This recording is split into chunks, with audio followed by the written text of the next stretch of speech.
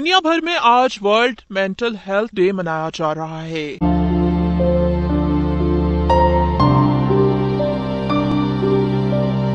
जिसका मकसद दिमागी सेहत से जुड़े मसाइल पर शऊरी मुहिम चलाना है। लाहौर में Punjab institute of mental health और अलहमरा आर्ट्स काउंसिल की मुश्तरका काविश से रंगों और मौसीकी के जरिए जहनी मरीजों को जीने की उम्मीद दिलाने की कोशिशें।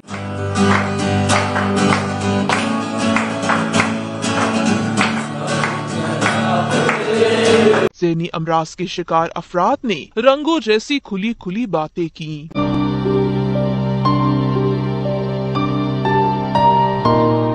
Punjab institute of mental health Lahore के executive director doctor Mohammad Ashraf और अलहमरा आर्ट्स काउंसिल लाहौर की एग्जीक्यूटिव डायरेक्टर सुमन राय का कहना है कि मेंटल हेल्थ डे पर मौशरती रवैयों पर नजरसानी करने की जरूरत है। डॉक्टर्स के मुताबिक ज़हनी अमराज के शिकार मरीजों को तवज्जो और मोहब्बत की ज्यादा जरूरत होती है।